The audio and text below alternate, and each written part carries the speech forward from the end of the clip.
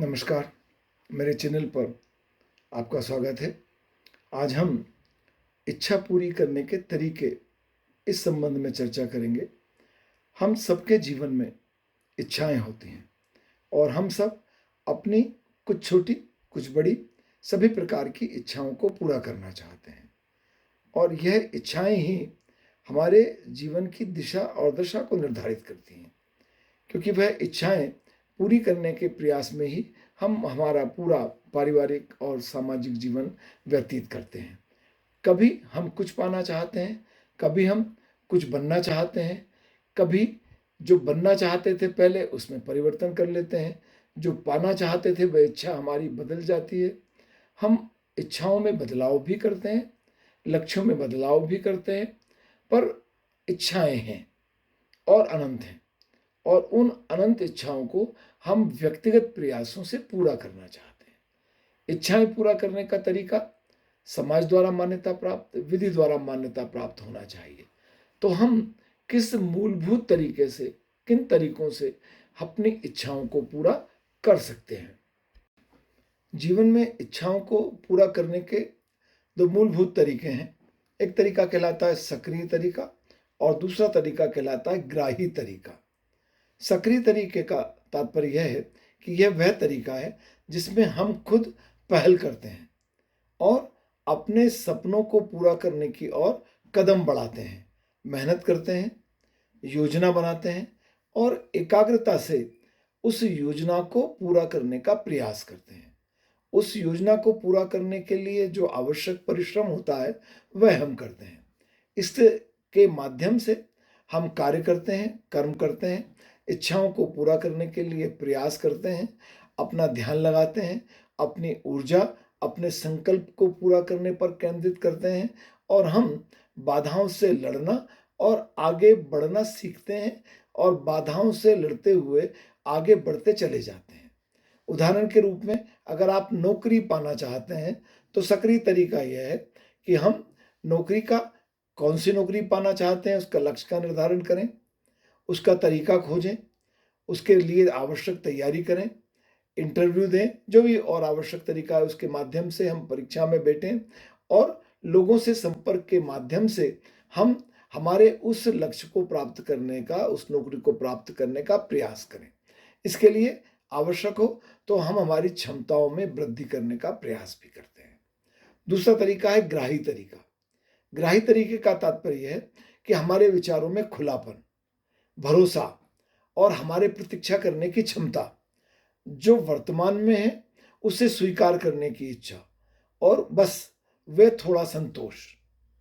तो यह वो मार्ग है जो हमारी अंदरूनी परिपक्वता और आत्मविश्वास से आता है। ये तरीका सिखाता है कि कभी कभी इच्छाओं को जबरदस्ती खींचने की आवश्यकता नहीं है, बल्कि उन्हें प्राकृतिक रूप से अपनी ओर आने देने की जरूरत होती है।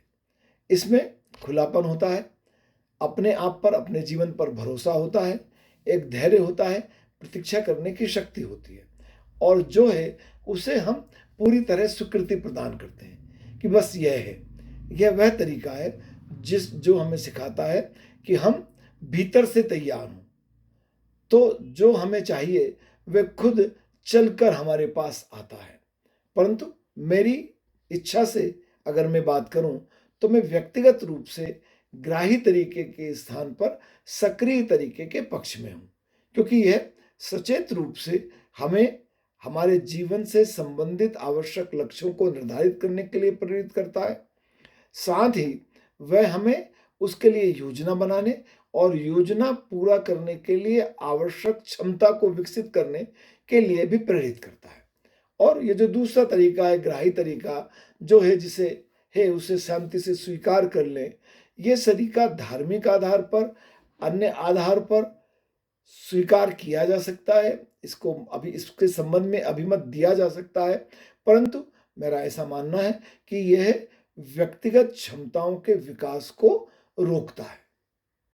विद्वानों के इस संबंध में विचार है कि दोनों प्रक्रियाओं में संतुलन करना जरूरी है। वे कहते हैं कि यदि हम केवल प्रयास करेंगे तो थक सकते हैं और यदि हम केवल प्रतीक्षा करेंगे तो चूक सकते हैं। तो वो प्रयास करने वाला और प्रतीक्षा करने वाला, वह दोनों तरीके के संबंध में ये कहते हैं कि यह तरीके के स्थान पर जीवन हमें ये सिखाता है कि सही समय पर कर्म करो और सही समय पर समर्पण करो, और इस समर्पण और सीखना कर्म दोनों के माध्यम से संतुलित रूप से अपने लक्ष्यों को प्राप्त करने का प्रयास करें। इन तरीकों को अपने भीतर, अपने अंदर, अपने व्यवहार में किस प्रकार विकसित करें, तो संबंध में विद्वान कहते हैं कि सक्रिय तरीका विकसित करने के लिए हम लक्ष्य को निर्धारित करें, लक्ष्य को प्राप्त करने के लिए समय प्रबंधन को सीखें, समय का प्रबंधन करें, प्रबंधन के माध्यम से लक्ष्य को प्राप्त करने का प्रयास करें, स्वयं को आत्मिक रूप से प्रेरित करते रहें कि मैं लक्ष्य को आवश्यक रूप से प्राप्त कर ही लूंगा। और यदि हमने कोई बड़ा और विस्तृत बड़ा लक्ष्य बनाया है तो उस लक्ष्य को प्राप्त करने के लिए हम छोटे छोटे कदमों से आगे बढ़ सकते हैं। इसका तात्पर्य यह है कि हम लक्ष्य को छोटे छोटे भागों में बांटकर भी उस बड़े लक्ष्य की ओर पहुंच सकते हैं। विद्वान कहते हैं कि ग्राही तरीका विकसित करने के लिए आवश्यक है कि हम ध्यान करें, मौन का अभ्यास करें, जीवन पर और स्वयं पर भरोसा करना सीखें, जो परिस्थितियां हैं उनको स्वीकार करना सीखें और अपने भीतर की आवाज सुनें। मैं अब फिर अपनी बात को कहता हूं कि मैं ग्राही तरीके के स्थान पर सक्रिय तरीके का पक्षधर हूं, क्योंकि यह लक्ष्य को निर्धारित करने की, स्वतः निर्धारित करने की प्रेरणा देता है, उसको प्राप्त करने के लिए समय प्रबंधन की बात करता है, अपने आप को प्रेरित करने की बात करता है और बड़े लक्ष्य को छोटे छोटे हिस्सों में बांटकर उस बड़े लक्ष्य को प्राप्त करने के लिए यह हमें प्रेरित कर। निष्कर्ष रूप में कहा जा सकता है कि इच्छाओं को पूरा करने का रहस्य सिर्फ कोशिश में नहीं है, बल्कि तैयार रहने, प्रयास करने और खुलेपन से उसको स्वीकार करने में भी छिपा हुआ है। जब एक व्यक्ति दोनों तरीकों में संतुलन करना सीख लेता है, तब वह अपनी इच्छाओं को, अपने स्वयं की इच्छाओं को पूरा करने का ज्यादा सक्षमता के साथ प्रयास करता है, क्योंकि विशिष्ट रूप से व्यक्तियों, विद्वानों का यह मानना है कि लक्ष्य को प्राप्त करने के लिए जहां प्रेरणा, आत्मिक रूप से खुद को प्रेरित करना, प्रयास करना आवश्यक है, वहां ध्यान, योग, धैर्य और संतुलन की आवश्यकता भी होती है। मैं फिर अंतिम बात में यह कहता हूं कि आप स्वयं निर्धारित करें कि आप लक्ष्य को प्राप्त करने के लिए क्या प्रयास करेंगे।